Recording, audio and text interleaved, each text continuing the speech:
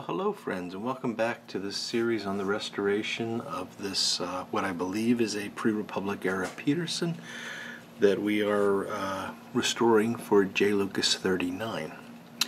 Now, when we left off last time, I had just finished the stem, and the next step is going to be the fitting of the nickel-silver band. Now, finding this band was a challenge. So the thing that I tried first was to get in touch with Peterson because I thought they might be interested in this as a historical piece, and they basically just very bluntly told me that they do not sell the bands, and that makes sense because, you know, if you could buy Peterson bands, you could stick them on any pipe and, you know, claim that they were old Peterson. So I understand their reluctance to do so. I looked around quite a bit, and ultimately I went to the guy that I consider to be the nickel-silver guru of YouTube, and that's Phil Rivera. He's a pipe maker who does a lot of his own nickel-silver work. And at this point, I had given up on finding a band. I was going to actually ask Phil if he would be willing to manufacture one. And he was willing to do so, but he said before we get into that, I should check with Tim West. So Phil pointed me over to Tim West at JH Low Pipes. Tim was very helpful, sorted through, you know, he asked me for the dimensions. I gave him the dimensions measured as accurately as I could, sorted through his stock, and was able to find really a perfect band for this. So you can see the depth on it is just about right. It fits. We need to do a little bit of work on getting it to fully fit, but it's very close to the fit that we need. It's not a Peterson band, which is quite reasonable. It didn't expect it to be. This does have some hallmarks on it. I'll see if I can get those in focus for you. They appear to be, I hope they're right side up because I'm having difficulty seeing them, but they appear to be from left to right, an anchor, a star, and what might be some sort of a bird. It's really difficult to make these out, and I've looked at them with the magnifying loupe to get the information I just gave you. That last one may or may not be a bird, I really don't know, but it's definitely an anchor and a star. I did a little bit of searching to see if I could discover what those mean. They're certainly not Peterson marks, hallmarks or figurals, and there's a million and one different figurals that this could be. And I just did not have time to really get into it very deeply because it seems to be a very big field trying to identify the origin of something like this. But the marks are there and will remain there. So if John wants to take that on as a task, he certainly is welcome to do so. So this is going to need to fit down over the remainder of the shank, and it should actually be deep enough that it will meet up with that line. And it's just a little bit tight, and honestly I could probably force this on and that would be a nice tight fit, but I don't want to try that because if I get it halfway on and it gets stuck, I'm going to be in trouble. So I'd rather it be a slightly looser fit that will be glued on than a pressure fit that may not make it. So I'm going to have to do a little bit of work on this. Now, there is some glue residue on here from restoration attempts past, or maybe originally from the factory. So I think the first thing I'm going to do is take some of that down, and I'll probably just use a scraper or a razor blade and just very carefully scrape all around there until I get that evened out, and hopefully get this to slip on more easily. Once that's done, I'm going to just leave it. I'm not going to glue it in place yet because then I want to go ahead and do the staining of the pipe. And once the pipe is stained and ready to be buffed, we'll then install this in its final position. So let's do that, and I'll bring you back after I've probably I'm going to start with just a razor blade and see what I can do. You know, see if I can take off some of this residue, like you might be able to see right in here. It's just a little bit of glue, it seems. So I'm going to just go in and just sort of scrape like that and see what happens if I do that all the way around. Do I reduce the diameter enough that this will slip on easily. So I'll do that. I'll bring you back when I'm ready to start staining. Well, it took a little bit more than just scraping. I had to actually do a bit of sanding and filing to get this to fit, but as you can see, we've got a nice slip fit on here now. It takes a little bit of pressure to get it on. It's coming right down onto the top, so I'm very happy with that. That's the fit of the silver band.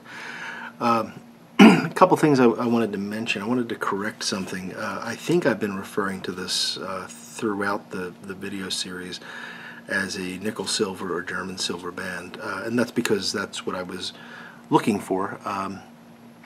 Nickel silver is a really nice material to use for something like this. It's a bit more resistant to tarnish and things like that than sterling silver. Of course, sterling silver is a more sought after material.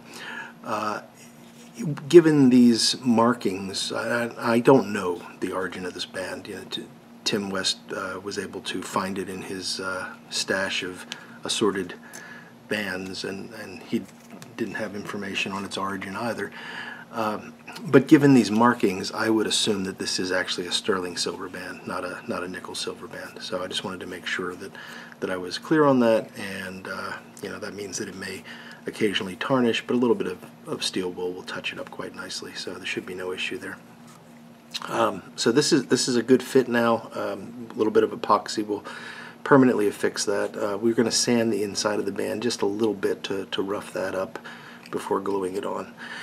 I need to do a little bit of sanding on the stumble again, and I like to sand it before I stain it, even if it's been sanded. I like to just knock off any sort of surface dirt or oil that may have accumulated since the last time I sanded it.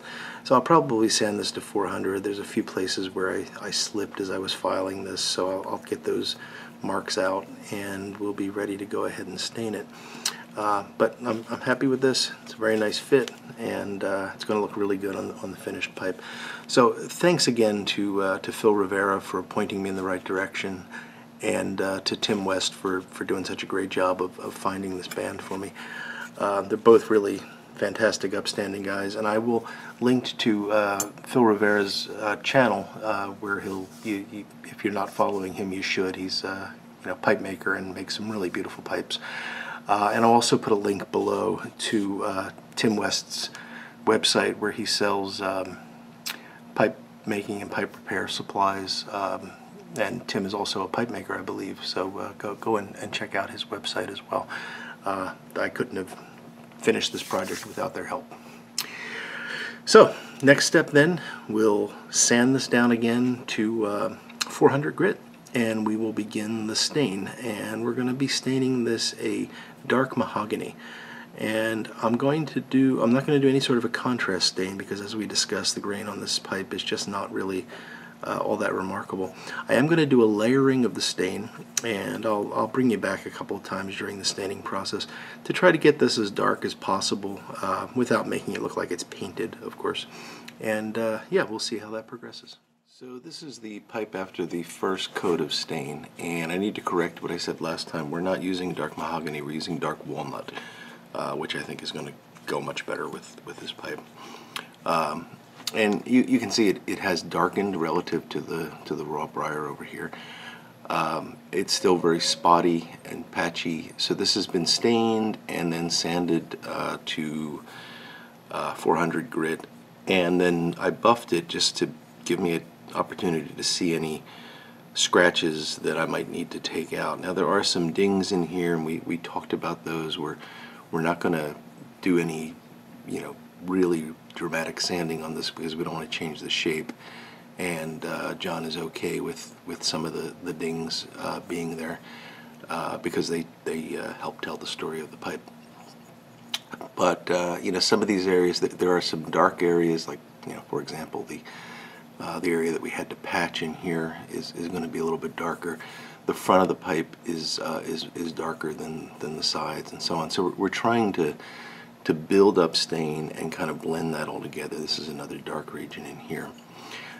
So we'll do this with multiple coats and multiple sandings, and I'm not sure how many. I'm gonna stop when it looks right.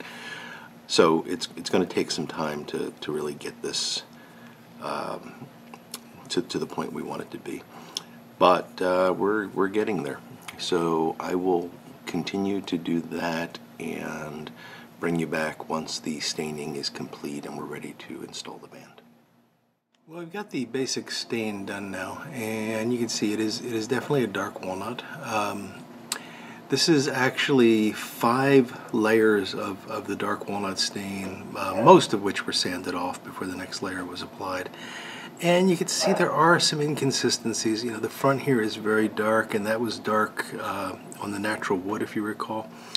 There's some oddities here with the grain that is really interesting. I've never seen this type of grain in briar before. If you note right here, there's a very large, what would almost be a giant bird's eye.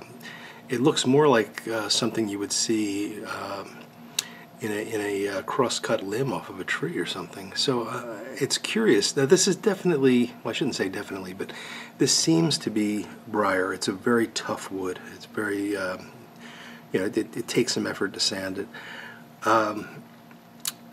I'm thinking that maybe this was made from, you know, sort of the heartwood of the briar, the parts that we don't normally use, because the grain patterns on this just really are rather unique. But I can't imagine what other wood it would be to actually be as hard as it is.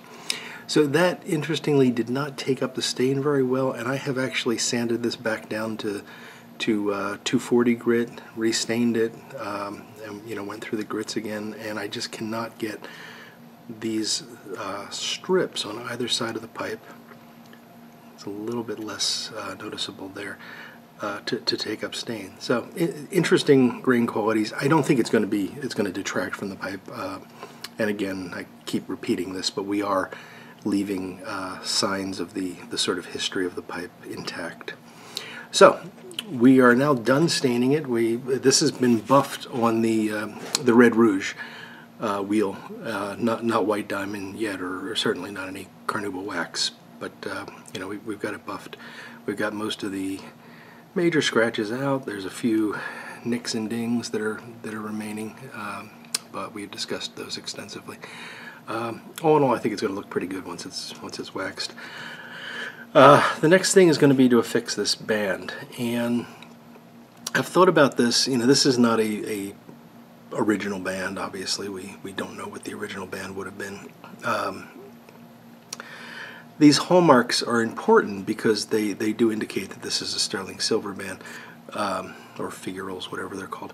But I don't want to put it on like this, because this is the orientation that the most of the time the manufacturer's logo would be, and these would be over on this side of the pipe. So I think I'm going to do it that way. This way they're not hidden. I mean, the alternative would be to put them on the bottom, but I think we want to keep them visible. So I'm going to put them on that way. I have already roughed this up inside. I don't know if you'll be able to see that, but it's been roughed up just with some sandpaper, just to give the epoxy something to grab onto. And I'm going to use this Loctite 5-minute epoxy, which is a very good epoxy. I use this for a lot of things, and I've never had issue with it. This, of course, will not have a lot of pressure on it. You know, it's not like this is going to be pulled on or anything. So it just really needs to keep it secure, secure enough. So I'm going to go ahead and epoxy that in place. Then once that's done, I will work on the final polish on the white diamond wheel, and basically get this ready for the carnauba wax. At the same time, I will do the final polish on the stem, and then I will put a bend in the stem, and I will at that point be finished with the pipe. So at this point there's really nothing else that I can show you. Oh, there is one other thing. I said in the beginning that I was going to pipe mud this, and I am going to pipe mud it, but I'm not going to do that on camera, just in the interest of time. So after this is all done, I will go ahead and do the pipe mudding. You've seen that before. I'll link to my pipe mud video. It's a corncob video, but the idea is exactly the same. And once I put the pipe mud in, I like to let it just sit for at least 2 days, just to make sure that it's thoroughly dry before I ship it. So I will bring you back when the pipe is completed with the exception of the pipe mud, and then I'll do that after the fact and get this in the mail. Back to John. Okay, back soon. And here we are, folks, with the finished pipe. This one has certainly been a long project, but I believe it was well worth it. It was certainly well worth it for me. I've greatly enjoyed working on this pipe, and I hope that John also thinks that the whole process was worthwhile. As you can see, it's not perfect, and it will certainly allow John to show it off and talk about its age and talk about its family history. But at the same time, it is, in its own way, rather beautiful. And I think really is a very unique piece. And based on what I know about the internals of this pipe and the way it's come back together, I think it's going to smoke really well for John. So I wish him all the best with this and hope that he gets many, many years of enjoyment out of it and is able to pass it down through his family for many generations to come. The one thing, as I mentioned, that I still have to do is taking care of the pipe mudding in the bottom, and I'm going to do that off screen so that I don't delay the video any longer. But that will just take a short time, and then I need to let it sit for a few days, and then it will be on its way back to John. So I thank you all for taking the time to watch this series. If you followed along with it, I hope you found it interesting. If you're a subscriber, thank you. If you're not and you'd like to see more like this, please do click the subscribe button. And as always, I appreciate any likes and certainly look forward to any comments you may have. So with that, I'm going to draw this series to a close. And until we talk again, I will look forward to speaking to you all again very soon. Goodbye now.